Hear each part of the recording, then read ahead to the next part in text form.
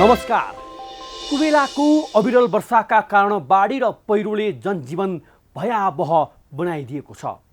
महाकाली, सेती र कर्णाली नदीको बहाव बस्तीमा पस्दा खुट्टा टेक्ने ठाउँ समेत छैन। सयौं खोलाहरू पनि बस्तीमै पस्दा तराईका हजारौं घर डुबानमा छन्।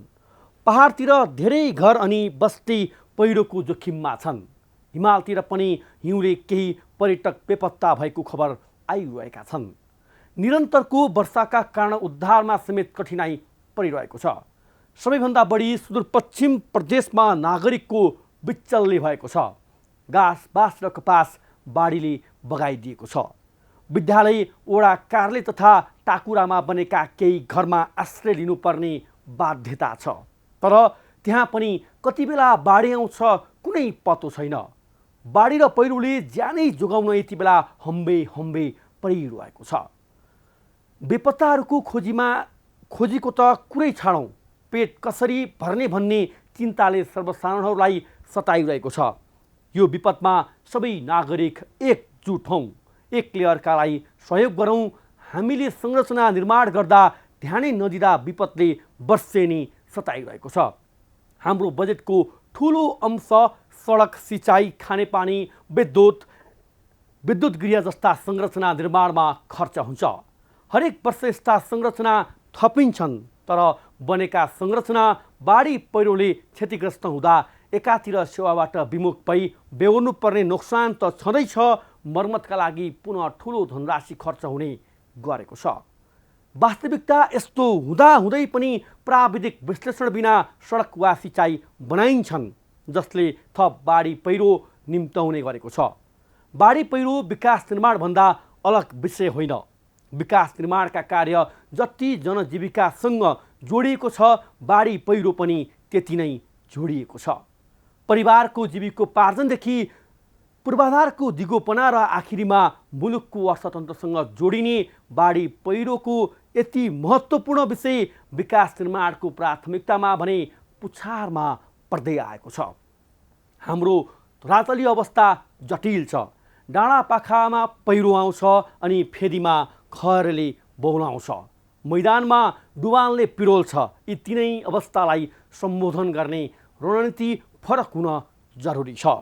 पहिरो जान सक्ने सम्भावित क्षेत्र पहिचान गर्न हाम्रा विज्ञहरू कहिल्यै सक्षम भएनन्। पानी पर्छ भन्ने मौसमविदले कहिल्यै जानकारी दिएनन्। त्यसैले त किसान धान डुबेर धुरुधुरु रोइरहेका छन्, आँसु बगाइरहेका छन्। आफन्त गुमाउनु परेकाहरूको दर्दनाक पीडाबाट राज्यका संयन्त्रले कहिले पाठ सिक्ने? आउनु सुरु गरौँ आम जनताले बेहोरेका समस्या, अभाव र सरकारी सेवा सुविधाको झन्झट समाधानको सारथी बन्ने कार्यक्रम जनताको इजलास। म दीपक अर्याल। कार्यक्रमको सुरुवातमा हेरौँ यो झलक।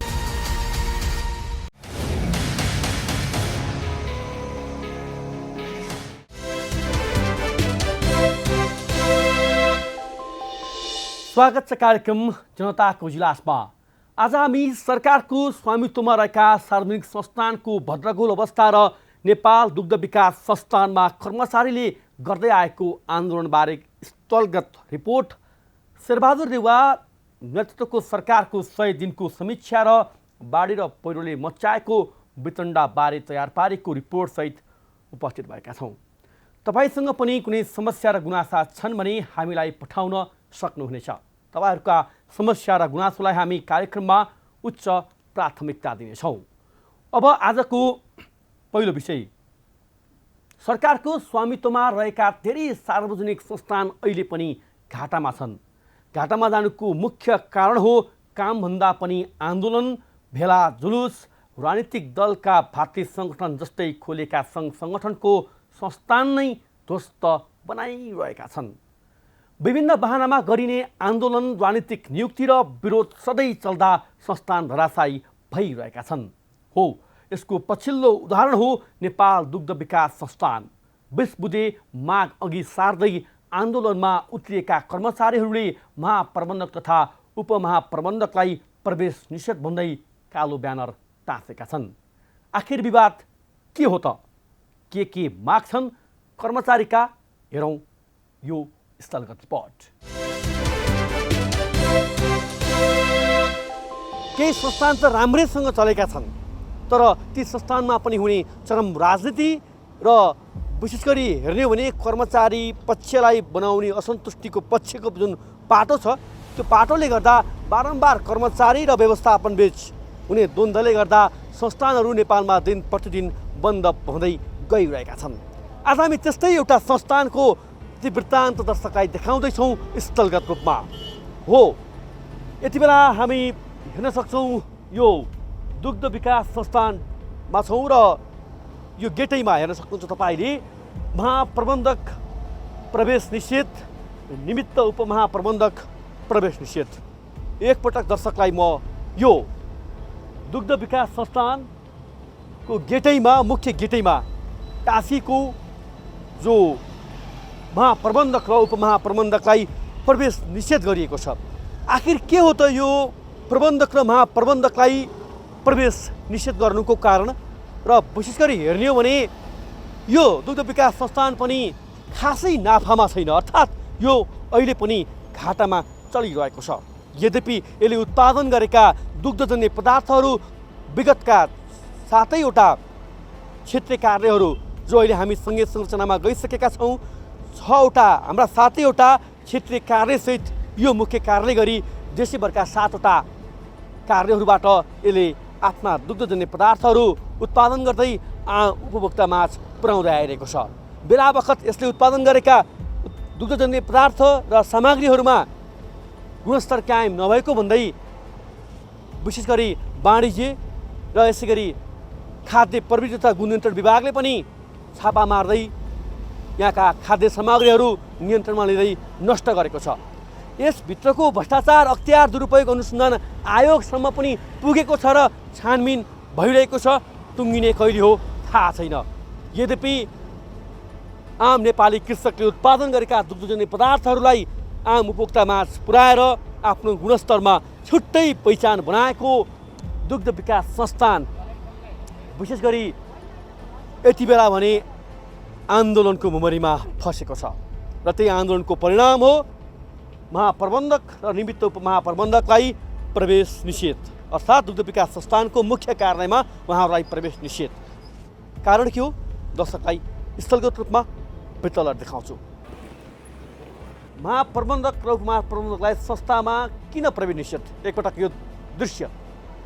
व्यवस्थापन र यस सङ्घबीच सम्झौता भइसकेका 20 सूत्रीय मागहरू पुरा गर्न नसकेको, संस्थानमा वर्षौँदेखि कार्यरत भरपाई तथा दैनिक ज्यादादारी कर्मचारीहरूलाई करार गर्न नसकेको, संस्थान सञ्चालनका लागि समयमा नै गर्नुपर्ने नीतिगत निर्णयहरू गर्न नसकेको, दुध तथा दुग्ध पदार्थहरूको बिक्री वितरण समयानुकूल वृद्धि गर्न नसकेको, संस्थानलाई नाफामा लान नसकेको, संस्थानमा कार्यरत कर्मचारीहरूलाई अनावश्यक रूपमा दुःख दिने मनसायले सरुवा गरेको, दोस्रो लकडाउनमा संस्थानमा कार्यरत कर्मचारीहरूलाई लकडाउन भत्ता उपलब्ध गराउन नसकेको, 2057 सालभन्दा अगाडि स्थायी भएका सम्पूर्ण कर्मचारीहरूलाई प्राविधिक ग्रेड दिन नसकेको। यीमा कति जायज छन् या छैनन् भन्ने कुराको समीक्षा गरौँला। तर त्योभन्दा अगाडि यसरी एउटा संस्थानभित्र छिर्दै गर्दाखेरि यो देखिएको दृश्यले स्पष्ट के पार्छ कि कतै संस्थान नै सकिने त होइन भन्ने खालको चिन्ता पनि सबैमा सिर्जना गर्छ। किनकि नेपाली उपभोक्ता माझ लोकप्रिय छ यसले उत्पादन गरेका दुग्धजन्य पदार्थहरू। आखिर यो संस्थान पनि नाफामा छैन।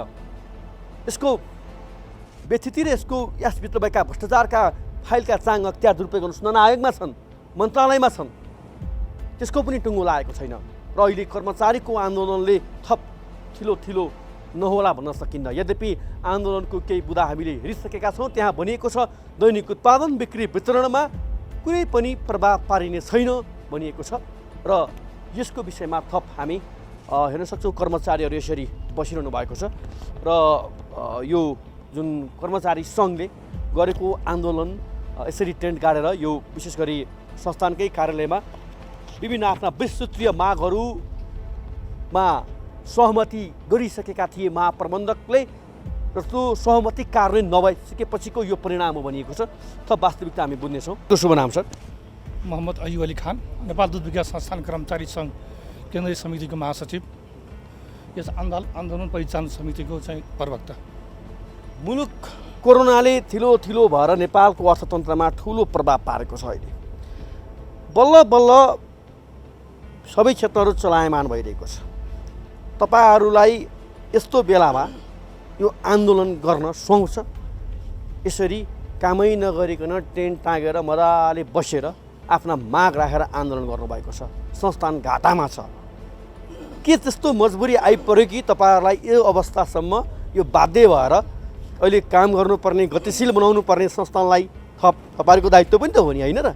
यो अवस्थामा यो कदम चाल्नुपर्नेको चाहिँ कारण मैले थोरै बताएँ त्यहाँ तपाईँहरूको मागमा। थप वास्तविकता के हो सर, त्यो प्रश्न पार्नुहोस्। यसको वास्तविकता के हो भनेर तपाईँले उठाएको प्रश्न एकदम जायज हो। कोरोनाले मुलुक थलो भएको बेला चाहिँ यो मुलुक कोरोनाले थलो भएको बेला पनि यो दुध विकास संस्थानलाई चाहिँ यहाँका चाहिँ हाम्रा नेपाल दुध विकास संस्थान कर्मचारी सङ्घका साथीहरूले त्यो कोरोनाको अवस्थामा पनि आफ्नो ज्यानको परवाह नगरेर पनि त्यो अवस्थामा पनि यो संस्थानलाई चलायमान राख्ने हामी सफल भएको हो। दोस्रो कुरो, यो अवस्था किन आएको त्यो आन्दोलन गर्न भन्नु क्वेसन गर्नुभएको छ तपाईँले।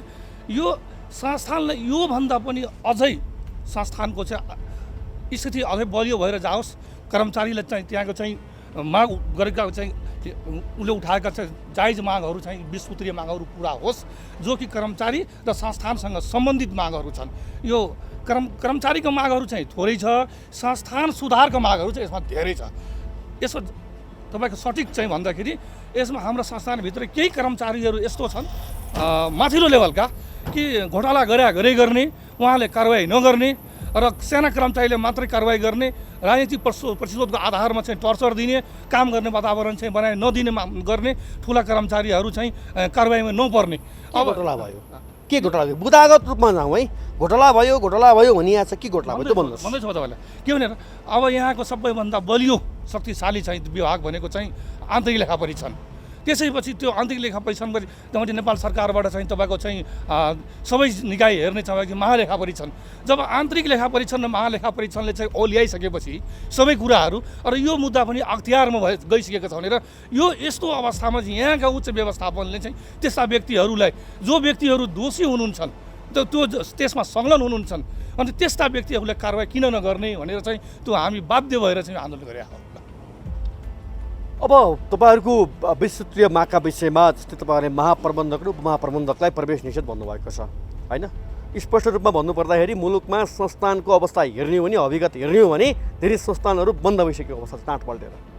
अब जेनतेन यो दुःख सुख चलिरहेको छ, अझै घाटामा छ भनिएको छ, विभिन्न उजुरीका चाङ छन्। यसमा चाहिँ तपाईँहरूको आन्दोलन, तपाईँहरूको माग पनि एक ठाउँमा जायज होला छ, कर्मचारीको पनि त्यो मागलाई सम्बोधन गर्नुपर्छ। तर अहिले यो महाप्रबन्धक उपमहाप्रबन्धकलाई पनि प्रवेश निषेध गर्नुभएको छ, तपाईँहरू यसरी बस्नुभएको छ, यो समाधानको पाटो हो त? सहमति भएको थियो, कार्यान्वयन भएन भन्नुभएको छ। समाधानको बाटो वास्तवमा चाहिँ यो भनेको हामी डेमोक्रेटमा विश्वास गर्छौँ। हामी वार्ता फेरि वार्ता, हामी वार्ताबाट समाधान समस्या गर्न खोजेको हो। हामी डेमोक्रेटिक विश्वास गर्ने मान्छे हो। र महाप्रबन्धक र उपमहाप्रबन्धकलाई किन चाहिँ निषेध गर्नुभयो भनेर यस्तो अवस्थामा भनेर चाहिँ हामी यो उहाँहरूबाट पटक हामीसँग सम्झौता भइसकेको हो, वार्ता भइसकेको हो र तपाईँले पनि हामी उपलब्ध गराएको हो। र यदि उहाँले यो माग पुरा गर्न सक्दिनँ भनेर उहाँले किन हामीसँग सम्झौता गर्नु पर्यो? फेरि सम्झौता कस्तो हो? संस्थानकै पक्षमै सम्झौता छ, संस्थान सुधारकै कुराहरू छन्। भनेको हामीले यो संस्थान जुन अवस्थामा अहिले चाहिँ यो कन्डिसनमा गुजिरहेको छ, योभन्दा अपग्रेड होस् भन्ने हाम्रो सोचाइ हो। जसरी एउटा चाहिँ तपाईँको कुलमान चाहिँ के अरे घिसिङ आएर चाहिँ विद्युत प्राधिकरणलाई चाहिँ तपाईँ काया पलट गर्यो भनेर हामी त्यस्ता व्यक्तिको खोजीमा, त्यस्ता चाहिँ सकारात्मक सोच भएको व्यक्तिका खोजीमा छौँ र त्यस्ता व्यक्तिको हामी पनि उहाँ प्रस्ताव पनि गरेका छौँ। बाहिरबाट ल्याउनुहोस्, यसलाई काया पलट गर्नुहोस्, यसमा सुधार गर्नुहोस्, यो यथास्थितिमा नछोड्नुहोस्। हरेक कहाँनिर हामीहरूले सहयोग गर्नुपर्छन्, हाम्रो बलिदान कहाँनिर दिनुपर्छन्, यो नेपाल दुध विकास संस्थान कर्मचारी सङ्घका सम्पूर्ण सदस्यहरू, हाम्रा सम्पूर्ण कर्मचारीहरू त्यसमा हामी बलिदान दिन तयार छौँ। तर संस्थान सुधार चाहिँ हुनु पर्यो। यो संस्थानमा चाहिँ योभन्दा अहिले जुन अवस्थामा गुजिरहेछ त्योभन्दा कम अवस्थामा चाहिँ निम्न गुणस्तरीयमा चल्नु भएन। दोषी कर्मचारीलाई कारवाही हुनु पर्यो। हाम्रो यो सिद्धान्त भएर हामी आएको। संस्थान सुधार भए पार्न कर्मचारीको सेवा सुविधा, अरू अन्य थप सेवा सुविधाको पनि चाहिँ वृद्धि विकास हुन्छ। मुख्य एजेन्डा त संस्था सुधार हुनै पर्यो। संस्था नै नरहेन भने तपाईँहरूको अर्थै रहेन, होइन र? राइट कुरा, एकदम राइट। त्यस कारणले पहिला संस्थान चाहिन्छ हामीलाई, किनभने संस्थान राम्रो भयो भने हामी यहाँ बसेको छौँ। तपाईँले भन्न खोज्नुभएको महाप्रबन्धक चाहिँ यो संस्थानलाई नेतृत्व गर्न सक्ने हुनुहुन्न, उहाँहरूको विकल्प चाहियो भन्नु खोज्नुभयो। किन भनेर यो प्रमाणित भइसक्यो कि उहाँले 2 पटक 3 पटक बार तपाईँ मितिमा देखिसक्नुभयो कि उहाँले सम्झौता यदि पुरा गर्न सक्नु भएन भनेर किन सम्झौता। उहाँ त एउटा उच्च पद कार्यकारी छ नि त, उहाँले कार्यकारी मान्छेहरू त उहाँको ठुलो पदमा बसेर यसरी कर्मचारी झुक्किने काम गर्नु भएन नि त। यसबाट के प्रमाणित हुन्छ भनेर उहाँको नेतृत्व असफल भएको भन्ने कुरो बुझियो। किन त उहाँ सम्झौता गर्ने तर कार्यवाही चाहिँ नगर्ने भनेर चाहिँ कस्तो नेतृत्व हामी ल्याएर छौँ भने नेपाल सरकारले कस्तो नेतृत्व हामीलाई चाहिँ दिएको रहेछ भनेर यसमा चाहिँ हामी चाहिँ यसबाट चाहिँ हाम्रो क्वेसन मार्क छ कि उहाँबाट चाहिँ अब पनि फेरि वार्ता भएपछि उहाँले चाहिँ ग्यारेन्टी के छ कि पहिला गएको सम्झौता कार्यान्वयन गर्छ भने अझै पनि हामीलाई ग्यारेन्टी छैन। धेरै कुरा उहाँले भनिसक्नु भएको छ सर, होइन? के छ तपाईँको भनाइ थोरै? धन्यवाद। हाम्रो नेपाल दुग्ध विकास कर्मचारी सङ्घको प्रवक्ताज्यूले नै भनिसक्नु भएको छ, म त्यसैकै सन्दर्भमा जोड्छु। यहाँ साना साना कर्मचारीहरूको सुविधा चाहिँ कटौती गर्नुमा उहाँहरू लागि पर्ने, तर करोडौँको भ्रष्टाचार हुँदा पनि उहाँहरूलाई संरक्षण गर्ने जस्ता या उच्च व्यवस्थापनहरूले गर्नुभएको छ। यसलाई चाहिँ हामी पूर्ण दोषीलाई कारबाही होस् भन्ने यो हाम्रो नेपाल दुग्ध विकास कर्मचारी सङ्घको मर्यादा हो। यो संस्थान रहेन नै कर्मचारी रहन्छ भन्ने उद्देश्यले हामी त्यो एउटा जुन भ्रष्टाचारी व्यक्तिहरूलाई चाहिँ कारबाही होस् भन्ने हाम्रो यो सङ्घको मान्यता पनि हो। अर्को एकजनाको आवाज लिन्छु म थोरै, हजुरको थोरै आवाज के छ, थोरै प्रतिक्रिया के छ भनाइ? धन्यवाद। म यो नेपाल दुग्ध विकास संस्थान कर्मचारी सङ्घको अध्यक्ष, मेरो नाम रमेश चन्द्र ओझा। हामीले विगत 9 महिनादेखि यो मागपत्र 20 सूत्रीय मागपत्र जो हाम्रो प्रवक्ताज्यूले हजुरलाई भनिसक्नु भएको छ र यो विषयमा बारम्बार हाम्रो यहाँ महाप्रबन्धकज्यूले सम्झौता गर्ने कार्यान्वयन नगर्ने बाध्य भएर हामी आज यो चाडबाडको बेलामा बाध्य भएर हामी चाहिँ यो आन्दोलनमा बस्नु परेको अवस्था एकातिर छ भने यसको समाधानको उपाय अघि प्रवक्ताज्यूले भने जस्तै हाम्रो अब मन्त्रालय लेभलबाट अब यहाँबाट जिएम साहबले तपाईँको गर्न नसकेका काम कहाँबाट उजुरी यसको यो उहाँले गर्न नसकेका काम त अब मन्त्रालयमा जानु पर्यो। मन्त्रालयको सचिवज्यूलाई हामीले चाहिँ जानकारी गराइसकेका छौँ र मन्त्रीज्यू भर्खर नियुक्त हुनुभएको छ, उहाँसँग भेट हुन सकेका छैन। सायद हामीलाई लाग्छ, हामी आशावादी छौँ, संस्थानको विषयमा हामी गम्भीर छौँ र हामीले यो समस्यालाई मन्त्रालय लेभलबाट टुङ्ग्याउनुपर्छ भन्ने हाम्रो भनाइरहेको छ। धन्यवाद। अर्को एकजनाको आवाज लिन्छु म। तपाईँहरूले सहमतिको समयसीमा सकिसकेपछि किन कार्यान्वयन भयो नि त महाप्रबन्धकज्यू भनेर सोध्नुभयो होला, किन यो कार्यान्वयन हुन नसकेको चाहिँ कारण के पाउनुभयो तपाईँहरूले चाहिँ उहाँबाट प्रतिक्रियाहरू? एक थरी अर्को जुन हामीले देखेको यो सङ्गठनले देखेको बदमासीहरूले उहाँलाई पनि ओझेलमा पारेको हुनसक्छ। क्लियर कुरो मेरो कुरो चाहिँ, र ओझेल पार्न खोज्दाखेरि बिचरा त्यो जेएम साहब पनि त्यति बदमास जेएम साहब भन्न खोजेको होइन, राम्रो मान्छे हो। उहाँलाई पनि ओझेलमा पारेर यहाँका चाहिँ व्यवस्थापनमा बस्ने र यहाँका अलिकति पृथक टाइपका मै हुँ भन्नेहरूले उहाँलाई पनि ओझेलमा पारेको हो। उहाँप्रति सङ्गठनमा मैले आज दिनभरि आज मै छु, हरेक ठाउँमा हरेक विभागीय प्रमुखज्यूहरूसँग अरू सर्वसाधारण कर्मचारीसँग बुझ्दाखेरि उहाँप्रतिको त्यति दयाभाव नभएर यो भएको होइन। संस्थानको हित विपरीत हिँड्ने मान्छे उहाँसँगै हिँड्दाखेरि उहाँलाई पनि यो परेको र यसमा उहाँले निकट भविष्यमा नै संस्थानको विकृति विसङ्गति र हिजोदेखि सिलसिलेवार व्यवस्थित नगरेको मान्छेहरूलाई कारबाहीको भागीदार हुन्छन् भने यसमा हाम्रो सङ्गठनको त कुरो भोलि छलफलमा आउला। यदि कारबाहीमा अगाडि जान सक्ने अवस्था छ भने सचिवज्यूको लेभलमा या अथवा यहाँको उच्च व्यवस्थापन यहाँको चेयरम्यान साहब हुनुहुन्छ, सञ्चालक समितिकोमा सम्म बसेर यो व्यवस्थापनसँग यो हाम्रो सङ्गठनले पनि वार्ता गर्न सक्ने जस्तो मैले चाहिँ बुझेको छु। तपाईँहरू यहाँ कतिवटा सङ्गठन हुन्छ, कतिवटा ट्रेड युनियन छ? यहाँ त 3टा युनियन छ। एउटा हाम्रै नेपाल दुग्ध विकास संस्थान कर्मचारी सङ्घ भयो, अर्को दुग्ध विकास संस्थान कर्मचारी सङ्घ नेपाल भयो, अर्को नेपाल राष्ट्रिय कर्मचारी सङ्गठन दुग्ध विकास संस्थान भन्ने 3टा छन्। ती मध्येको सबै कर्मचारीसँग सायद आज म दिनभरि यहीँ छु र एकबद्धता छ यसमा, सबैजनाको संयुक्त हो यो। कर्मचारीको मागमा एकबद्धता छ। यसमा रहल पहल मान्छेहरूको चहल पहलहरू पनि छन् है। रहल पहल सबैको म संस्थानको विषयमा म यो सबै कुरो एकबद्धता छ। जेमा आउनु पर्दैन, अर्को आउनु पर्दैन भन्नेमा भन्दा रहल पहल मान्छेको चहल पहल चाहिँ छ। हाम्रो आशा अपेक्षा जसरी एउटा कृषकले आज सजिलो पहुँच पाएको छ, हुन त हामीले धेरै विशेष गरी हेर्ने हो भने कृषिजन्य क्षेत्रमा विशेष गरी दुध, दही, माछा, मासु, फलफुल, तरकारीमा हामी आत्मनिर्भरको कुरा गरिरहेका छौँ र यसमा बिचौलियामाथि बिचौलिया थपिँदै गर्दाखेरि दुग्ध क्षेत्रमा चाहिँ विशेष गरी हेर्ने हो भने चाहिँ जुन खालको आफ्नो क्षमता, जुन खालको आफ्नो जुन पहुँच बनाएको छ दुग्ध विकास संस्थानले, त्यो कायम रहोस्। र संस्था जुन घाटामा छ, यो संस्था किन घाटामा गइरहेको छ त? यो संस्थालाई वृत्ति विकास कसरी गर्ने, यसको संरचनालाई थप व्यवस्थित र थप परिष्कृत कसरी गर्ने भन्ने कुराको चिन्तन चाहिँ बढी हुनुपर्थ्यो र त्यो चिन्तनको आवश्यकता यहाँ नेतृत्व गर्न आउनेमा पनि हुनु पर्यो र तब मात्रै हाम्रा संस्थान जो घाटामा मात्रै गयौँ भनेर हामी देखाउँछौँ, डुब्न मात्रै लागे, कर्मचारीले आन्दोलन मात्रै गर्न लागे, सक्षम व्यवस्थापन भएन, राजनीति छिर्यो भन्छौँ, त्यस्तो यहाँ नहोस्। यो चाहिँ कामना गर्छौँ र कर्मचारीको वृत्ति विकास पनि हुनुपर्छ, तर त्योभन्दा अगाडि संस्थानको वृत्ति विकास आवश्यक छ।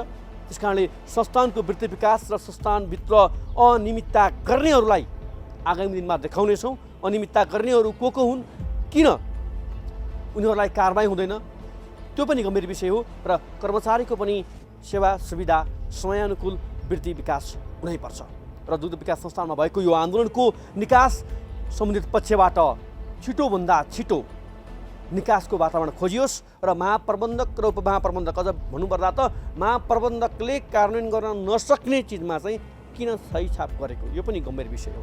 त्यस कारणले यसको पनि समीक्षा गरियोस्। तत्काललाई समाधान खोजिएको हो या दीर्घकालीन समाधान खोजिएको हो र विभिन्न ट्रेड युनियनहरू र विभिन्न चाहिँ सङ्गठनहरू जो छ उनीहरूको पनि संस्थानलाई माथि उठाउने एजेन्डा पहिलो बनोस् र संस्थानमाथि उठेसँगै कर्मचारीको सेवा सुविधा वृद्धि गर्ने कुरा त पक्कै पनि जारी नै छ। यति भन्छौँ र यसको समाधानको पाटोका लागि सम्बन्धित निकायले तत्काल गम्भीरताका साथ ध्यान दियोस्।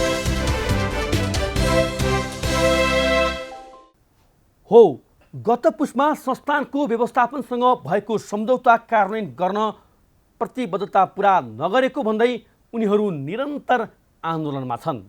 संस्थानमा वर्षौँदेखि कार्यरत दैनिक ज्यालाधारी कर्मचारीहरूलाई करार नगरेको दुध तथा दुग्ध पदार्थहरूको बिक्री वितरण वृद्धि गर्न नसकेको, संस्थालाई नाफामा लैजान नसकेको आरोप कर्मचारी सङ्घको छ। विवाद निषेध र संस्थानलाई झनै कमजोर बनाउनुभन्दा व्यवस्थापन पक्ष र कर्मचारीका बीच संवाद भई निकास खोज्नु जरुरी छ। अब कार्यक्रमको अर्को विषय, नेपाली काङ्ग्रेसका सभापति शेरबहादुर देउवाले सत्ता सम्हालेको 100 दिन पुरा भएको छ। सरकारको हनिमुन पिरियड भन्दै यो 100 दिनमा सरकारको खासै आलोचना गरिँदैन। सरकारको कामको प्रभावकारिता र गति नापिन्छ। हो, देउवा सरकारको 100 दिनको गति नाप्दा विगतमा धुमलेको छवि सुधारलान् र केही काम गर्लान् भन्न गाह्रो छ। 88 दिनमा मन्त्री परिषदलाई पूर्णता दिनेदेखि आफ्नो सचिवालय समेत बनाउन नसकेका आरोप देउवामाथि लाग्दै आएको छ। गठबन्धनले हातखुट्टा बाँधिएको सरकारको 100 दिन कस्तो रह्यो त? हेरौँ यो रिपोर्ट।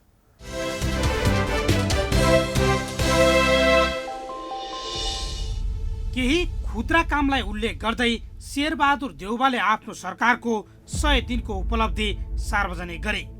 प्रोत्साहन स्वरूप खेलाडीलाई जनै 5 लाख दिने घोषणादेखि अति गरिब विपन्नलाई प्रति घर परिवार 10,000 दिने घोषणा गर्नु पनि देउवा सरकारले 100 दिनको उपलब्धि मानेको छ। तर यी दुवै घोषणा कार्यान्वयन भएका छैनन्। 24वटा बुँदामा सरकारका उपलब्धि सार्वजनिक गरे पनि खोप व्यवस्थापन र कोरोना संक्रमण न्यूनीकरण बाहेक सरकारले 100 दिनमा अन्य काम झारा टार्ने बाहेक केही गर्न सकेको छैन। उहाँहरूले त्योमाथि घाट गरेको हुनाले उहाँहरू दण्डनीय हुनुहुन्छ र उहाँहरूलाई दण्डित गरिनुपर्छ भन्ने हामीहरूको मान्यता थियो। तर प्रतिपक्षमा बस्ने पक्षमा गयो, एकताको पक्षमा मतदान पाएकोले त्यसलाई विभाजित गरायो, त्यसपछि आजको स्थिति आइपुग्यो। अब यसको जिम्मेवारी कसलाई दिने त? शेरबहादुरजीले भन्नुभए जस्तो अब खालि 12 दिनको कार्यकाल यो सरकारलाई उपलब्ध छ, यसको मूल्याङ्कनको त समय नै भएको छैन। मन्त्रीहरूको जो नियुक्तिको प्रणाली भयो त्यो पनि खण्ड खण्ड गरेर भएको छ। अझ देउबा सरकारले 88 दिनसम्म मन्त्रीमण्डललाई विस्तार गर्न नसक्दा न त मन्त्रालयले काम गर्न सके न त कर्मचारीले नै, जसका कारण देउबा सरकारले 100 दिनमा काम कम र विवाद धेरै उब्जाएको देखिन्छ।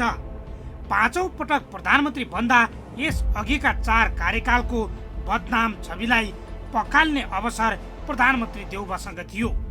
तर 100 दिनलाई हेर्दा देउबा विगतको भन्दा छलाङ मार्लान् भन्ने आधार देखिएको छैन। 2054 सालमा पहिलो पटक नेकपा एमाले विभाजन हुँदा प्रधानमन्त्री बनेका शेरबहादुर देउबाको 5औं कार्यकालमा फेरि एकपटक मुलुकको सबैभन्दा ठुलो वामपन्थी दल विभाजित भयो। सर्वोच्च अदालतको प्रमादेशपछि गत असार 29 गते प्रधानमन्त्री बनेका देउबाका लागि यो कार्यकाल कुनै पनि दिन तनावमुक्त रहन सकेको छैन। त्यसमाथि संसदीय गणितमा सरकारलाई बहुमत दिलाउन उनकै पहलमा दल विभाजन सम्बन्धी अध्यादेश ल्याइयो। त्यही अध्यादेशमा टेकेर एमाले 2 चिरा भयो। प्रमुख प्रतिपक्षी दल एमाले अहिले पनि देउबालाई नै एमाले विभाजनको प्रमुख हतियार मानिरहेको छ। देउबाको त्यही निर्णयले 2 पटक जीवनदान पाएको प्रतिनिधि सभाको बैठक समेत सुचारू हुन सकिरहेको छैन। प्रतिनिधि सभालाई पूरा आयु बचाउने नाममा प्रधानमन्त्री बनेका देउबाको यो कार्यकालमा एक दिन पनि संसद सहज रूपमा चल्न सकेको छैन। प्रतिपक्ष एमाले प्रधानमन्त्रीले बोलाएको सर्वदलीय बैठक समेत बहिष्कार गरेर देउबालाई यो कार्यकाल सजिलै बिताउन नदिने संकेत समेत दिइसकेको छ। हुन त कङ्ग्रेसकै कतिपय नेताले देउबालाई 100 दिनको हनिमुन समयको फाइदा नलिन बारम्बार आग्रह गरिरहेका थिए, तर उनले आफू अनुकूल नरहेका आवाजहरू सुन्नै चाहेनन्। त्यसमाथि विपक्षी यो सरकार जति लामो समय चल्छ मुलुकको विकास समृद्धिमा त्यति नै समय बर्बाद हुने जिकिर गरिरहेको छ। तल त सरकारको जुन अहिले चाहिँ ग्राफ तल घटेको छ नि, बेहाल त छ त। 3 महिनामा बल्ल बनायो प्रस्ताव, यता मन्त्री देख्यो भने नमस्ते गर्नु पर्ला भनेर मान्छे यता फर्किन्छ लाजले। सरकारको त कुरा छोड्नु एकछिन, कुरा गर्नु नै बेकार छ। यति बेहाल यस्ता मान्छे यो त मैले कुनै कालमा पनि देखिनँ। यो जुन बेहाल अहिले छ यस्तो कुनै कालमा पनि देखिएन। यति साह्रो बेहाल देश बनाउने होइन, साँठगाँठ जोगाउने चुनावसम्म। यो भने बुझ्नुहुन्छ नि, चुनावसम्म चाहिँ साँठगाँठ जोगाउनु पर्छ है भने। साँठगाँठ नगरिकन त त्यो ठिकै हो, ओडा जित्दैन कसैले। यो साँच्चै यो सरकार कसले चलाएको छ भनेर कसैले भन्न सक्छ अहिले नेपालमा? कसले चलाएको छ, कसले चलाएको छ? भित्रकाले चलाएका छन् कि बाहिरकाले चलाएका छन् कि भित्रैका पर्दा पछाडिकाले चलाएका छन् कि अगाडिकाले? देउबा सरकार मुलुकलाई विकास र समृद्धितर्फ लैजाने भन्दा पनि संविधानलाई जोगाउने अभियानको उपज थियो। तत्कालीन प्रधानमन्त्री केपी शर्मा ओलीले च्याचुत पारेको संविधानलाई फेरि सही मार्गमा ल्याउनु देउबाको पहिलो दायित्व थियो, जसलाई उनले सहज ढङ्गले अगाडि बढिरहेको दाबी सत्तारूढ दलकै छ। सरकारका 100 दिन चाहिँ मूलतः सफलतातर्फ नै गइरहन्। अलिकति मन्त्रीमण्डलले पूर्णता पाउन ढिलो भएको भएर हाम्रा कामहरू अघि बढ्न सकेको थिएन। अब त्यसले पूर्णता पनि पाएको छ।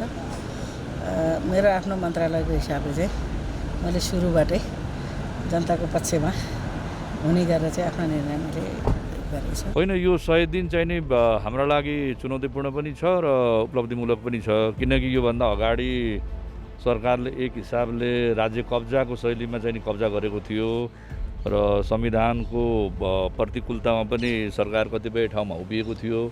संविधानको रक्षा गर्ने, सङ्घीय लोकतान्त्रिक गणतन्त्र रक्षा गर्ने र राज्यलाई एक हिसाबले चाहिँ नि एकदलीय कब्जाबाट मुक्त गराएर पुनः चाहिँ नि सङ्घीय लोकतान्त्रिक गणतन्त्रमा फर्काएर ल्याउने र जनताको जनादेशलाई चाहिँ अगाडि बढाउने क्रममा सरकार अगाडि बढेको छ। त्यसमा विभिन्न खालका अब चुनौतीहरूको पनि सामना गर्नु परेको छ भने अहिले पछिल्लो पटक चाहिँ नि हिजो आज चाहिँ नि यो प्राकृतिक विपदको पनि हामीले सामना गर्नु परेको छ।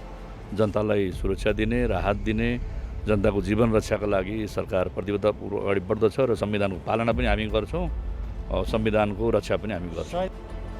हुन त देउबाले समेत संविधानको रक्षाका नाममा केही संवैधानिक प्रावधानमाथि खेलवाड नगरेका भने होइनन्। अध्यादेशबाट मुलुक चलाउने परम्परामा केही हदसम्म उनले लगाम लगाएका छन्, तर त्यही लगाम कस्ने नाममा संसदभित्र विपक्षको आवाजलाई पेल्ने प्रयास गरिएको छ। ओलीले अध्यादेश मार्फत ल्याएको बजेटलाई देउबाले विधेयक मार्फत प्रतिस्थापन गरे, तर संसद सुचारू हुन नसक्दा एसिड आक्रमण विरुद्ध जस्ता अति आवश्यक कतिपय अध्यादेश पारित हुनै सकेनन्। तर देउबाले प्रमुख दायित्वको रूपमा रहेको कोरोना जोखिम न्यूनीकरणमा भने सफलता हात पारेको कुरा नकार्न सकिँदैन। विपक्षी गठबन्धनसँग सधैँ तीतो सम्बन्ध, सत्तारूढ गठबन्धनमा व्याप्त केही असन्तुष्टि अनि जनताका न्यूनतम आवश्यकता पूर्तिमा देखाएको कमजोरीका कारण प्रधानमन्त्रीका रूपमा देउबाको 5औं कार्यकाल पनि सफल हुन नसक्ने पक्का पक्की छ। बितेको 100 दिनले समेत यही पुष्टि गरिसक्यो। झन्डै 3 महिनाको टाउको दुखाइलाई पार लगाउँदै गठबन्धनका दललाई स्वीकार्य हुने गरी मन्त्री परिषदलाई पूर्णता दिन सक्नु देउबाको व्यक्तिगत सफलता रह्यो। तर लामो समयसम्म मन्त्रीविहीन हुँदा कतिपय मन्त्रालयले जनताका लागि काम गर्न समेत सकेनन्। 100 दिन अर्थात् हनीमुन पिरियडमा पनि देउबा सरकारले गर्न नसकेका र केही विवादमा परेका विषय यस्ता छन्। देउबाको आफ्नै सचिवालय समेत बन्न सकेन। लामो रस्साकसीपछि 88 दिनमा बल्ल तल्ल मन्त्री परिषदले पायो पूर्णता। मन्त्री छनौटमै दलहरू बीच किचलो, गैर सांसदलाई मन्त्री र मन्त्रीको राजीनामा। संसदलाई छल्दै अध्यादेशको बाटोमा जान संसद अन्त्य। दार्चुलाको तुइन काण्डमा कूटनीतिक पहल फितलो। न्यायका लागि 20 दिन लामो पैदल यात्रा र 12 दिनसम्मको अनसनको व्यवस्था। प्रतिपक्षलाई मनाएर संसद सुचारू गर्न र उपसभामुख चयनमा व्यवस्था। अख्तियारको कालो सूचीमा परेका व्यक्तिलाई शिक्षा आयोगको जिम्मेवारी। कर्मचारीहरूको सरुवा व्यापक राजनीतिक आस्थाका आधारमा विभेद। निजामती विधेयक फिर्ता, प्रशासन संयन्त्र भद्रगोल। गठबन्धनमा भागभण्डा मिलाउन राजदूत फिर्ता गर्ने निर्णय, नयाँ नियुक्तिमा विवाद। रूपन्देहीमा सुकुम्बासी बस्तीमा गोली चलाइयो, 4 जनाको मृत्यु। सिंहदरबार भन्दा प्रधानमन्त्री देउबालाई बालुवाटार नै प्यारो। 60 दिनमा सार्वजनिक गर्नुपर्ने सम्पत्ति विवरण 100 दिनमा पनि भएन। राजनीतिक नियुक्तिका लागि दौडधुप, आयोग नै खारेज गर्नेसम्म काम। चिलले भूमि मिचेको भन्दै समिति निर्माण, प्रतिवेदन गुपचुप। हुन त सुरुवाती दिनमा राष्ट्रपति विद्यादेवी भण्डारीसँग पनि राम्रो सम्बन्ध नरहेको हो कि भन्ने आशंकालाई समेत सहज निकास दिन देउबा यो अवधिमा सफल पनि भए। अब देउबाका अघि तिनै तहको चुनाव गराउने अभिभारा छ, जसका लागि सत्तारूढ र विपक्षी दललाई विश्वासमा लिएर अघि बढ्नुपर्ने आवश्यकता देउबा सामु छ। 5औं पटक सत्तामा पुगेका देउबाले विगतमा 4वटा सरकार सञ्चालनमा धुमलिएको छवि सुधार गर्न 100 दिन जस्तो कार्यकाल धकेल्ने दिन गनेर मात्रै पुग्दैन, जनतालाई प्रत्यक्ष लाभ पुग्ने गरी काम गर्नुपर्ने देखिन्छ।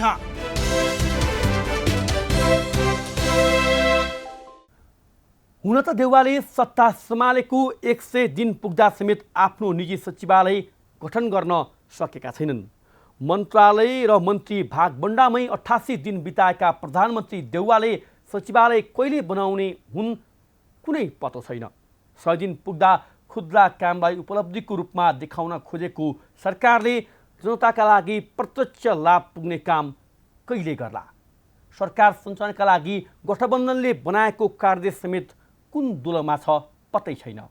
यस्तै काम गर्ने शैलीले विगतका 4वटा कार्यकाल जस्तै 5औं कार्यकाल पनि नहोला भन्न कहाँ सकिन्छ र? कार्यक्रममा अब एकैछिन विश्रामपछि अविरल वर्षाका कारण बाढी र पहिरोले बचाएको वितण्डाबारे तयार पारेको रिपोर्टसहित उपस्थित हुनेछौँ। हामीसँगै रहनुहोला।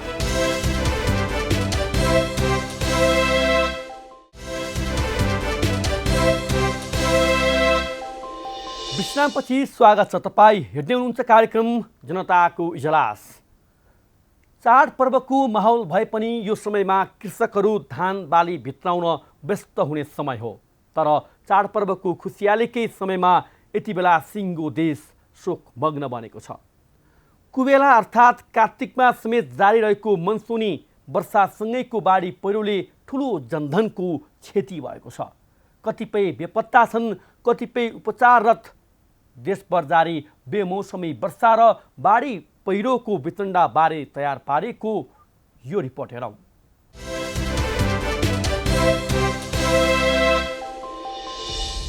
तीन दिनदेखि लगातार परेको वर्षाका कारण जनजीवन प्रभावित बनेको छ। वर्षाका कारण खोला तथा नदीहरूमा पानीको बहाव बढेपछि खोला बस्तीमा पसेको हो।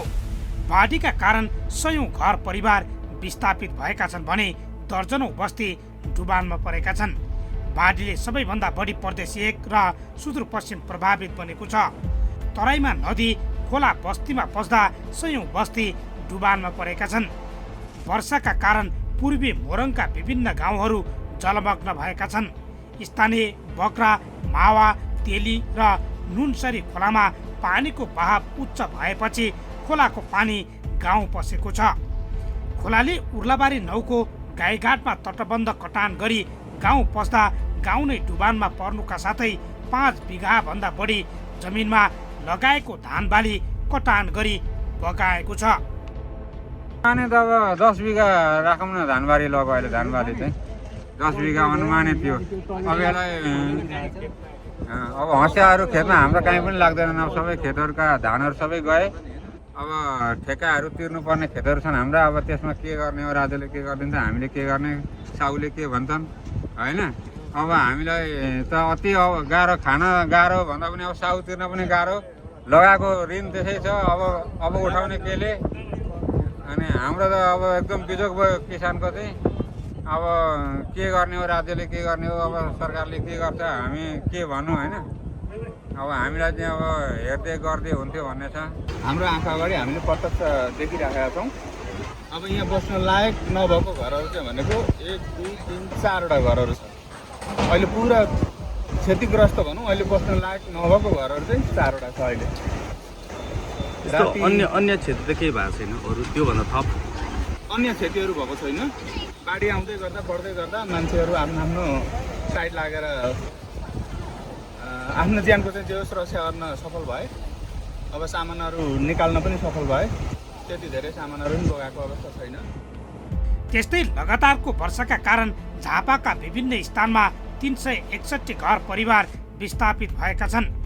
उनीहरूलाई सामुदायिक भवन, विद्यालय, रेडक्रस, चर्च लगायतका सुरक्षित स्थानमा सारिएको छ। कन्काई, भिरिङ र मेची नदीमा आएको बाढी पसेर गौरीगञ्ज, झापा गाउँपालिका, शिव सताक्षी र भद्रपुर नगरपालिकाका केही बस्ती डुबानमा परेका छन्। त्यसै गरी अविरल वर्षाका कारण विराटनगर विमानस्थल जलमग्न भएको छ। लगातार आएको बाढी विमानस्थल क्षेत्रमा पसेको छ। विमानस्थलको पश्चिम भएर बग्ने केसलिया खोलामा आएको बाढी विमानस्थलभित्र प्रवेश गरेपछि उडान समेत ठप्प भएको छ। रनवे र ट्याक्सी वेमा पानी जलमग्न छ। त्यस्तै सप्तकोशी नदीमा पानीको बहाव बढेपछि कोशी ब्यारेजका 56 मध्ये 42वटा ढोका खोलिएका छन्। पानीको बहाव उच्च भएर जोखिम बढेपछि सतर्कता सूचक रातो बत्ती बालिएको थियो। त्यस्तै नदीको तटीय क्षेत्र र आसपासका बासिन्दालाई सतर्क रहन प्रशासनले आग्रह गरेको छ। बाढीले इनरुवा सब स्टेसन डुबानमा पर्दा त्यहाँ कार्यरत मजदुर समस्यामा परेका छन्। खोला नै सब स्टेसनमा पस्दा ठुलो क्षति पुगेको नेपाल विद्युत प्राधिकरणले जनाएको छ। त्यस्तै कर्णाली नदीमा आएको बाढी गाउँ पस्दा पूर्वी कैलालीका झन्डै 200 घर डुबानमा परेका छन्। कर्णालीको बाढी टिकापुर नगरपालिका 5 स्थित साईपुर, कालाकुण्ड र अर्ना फाँटका 80 घर डुबानमा परेको प्रहरीले जनाएको छ। टिकापुर र साईपुर क्षेत्रका थप 70 घर पनि डुबानमा परेका छन्। नदीले घर डुबाएपछि प्रभावित भएका स्थानीयलाई मङ्गलबार राति नै कालिका माध्यमिक विद्यालय र आफन्तको घरमा सारिएको थियो। त्यसैगरी महाकाली नदीमा आएको बाढीले कञ्चनपुरको भीमदत्त नगरपालिका 12 र 13 मा पर्ने बस्तीहरू जोखिममा परेका छन्। बाढीका कारण ओदाली, बडैपुर र पिपरैया गाउँ बढी जोखिममा परेका छन्।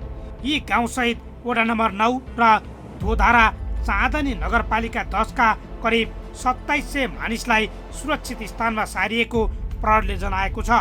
जोखिम बढेका कारण तटीय क्षेत्रका बासिन्दालाई सुरक्षित स्थानमा सार्ने काम भइरहेको छ। प्रदेश 2 को सप्तरीका विभिन्न भाग पनि डुबानमा परेका छन्।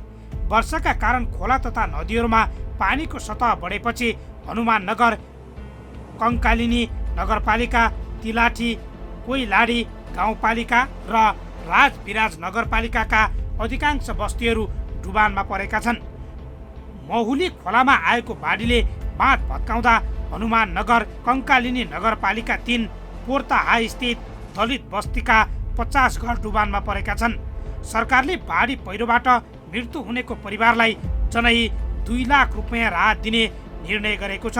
त्यस्तै घर बसोबास नष्ट भई खाद्यान्न समेत नभएका परिवारलाई 5 जनासम्म भए प्रति परिवार 15,000 रुपियाँ र 5 भन्दा बढीको परिवार भए प्रति परिवार 20,000 रुपियाँ नगद सहायता दिने निर्णय पनि गरेको छ।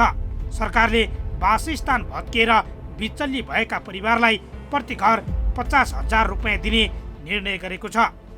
विपदको घटनामा परि कुनै परिवारको मृत्यु भएमा रु 2 लाखको दरले, सोही परिवारमा अन्य व्यक्तिको समेत मृत्यु भएमा प्रति व्यक्ति थप रु 1 लाखको दरले एक द्वार नीतिबाट राहत उपलब्ध गराउने, विपदबाट घर, बहाल आवास नष्ट भएका वा खाद्यान्न बाली तथा जग्गा जमिन वा पसलको व्यवसाय समेत नोक्सानी भई तत्काल गुजाराका लागि खाद्यान्न समेत नभएका वा दुवै अवस्थामा पीडित परिवारलाई प्रति व्यक्ति 5 जनासम्म सदस्य भएको परिवार भए रु 15,000 र 5 जनाभन्दा बढी सदस्य भएको परिवार भए रु 20,000 को दरले तत्काल नगद सहायता उपलब्ध गराउने, बाढी पहिरोमा परि घाइते हुनेहरूको उपचारको सम्पूर्ण व्यवस्था नेपाल सरकारले मिलाउने, उपचारमा कुनै कमी हुन नदिने, सम्बन्धित मन्त्रालयहरूले विपदबाट भएको क्षतिको आकलन गरी यथाशीघ्र प्रतिवेदन पेश गर्ने, महत्त्वपूर्ण संरचनाहरू जस्तै सडक, पुल, दूरसञ्चार, विमानस्थलको मर्मत सम्भार गरी तत्काल सञ्चालनमा ल्याउन व्यवस्था मिलाउने। बुधबार नै सिंहदरबारमा बसेको विपद व्यवस्थापन परिषदको बैठकमा वासस्थान भत्किएर बिचल्ली भएकाहरूलाई प्रति घर 50,000 रुपियाँ दिने निर्णय गरेको हो। बङ्गालको खाडी र मध्य भारतमा रहेको न्यून चापिए प्रणालीमा पश्चिमी वायु प्रणालीको बलियो प्रभाव थपिएपछि 2 दिनदेखि देशभर देखिएको मौसमी प्रभाव बिहिबारदेखि कमजोर बन्दै जाने जल तथा मौसम पूर्वानुमान महाशाखाले जनाएको छ। महाशाखाका अनुसार बङ्गालको खाडी हुँदै आएको यो प्रणालीको बढी असर सुदूरपश्चिम प्रदेशमा देखिएको छ।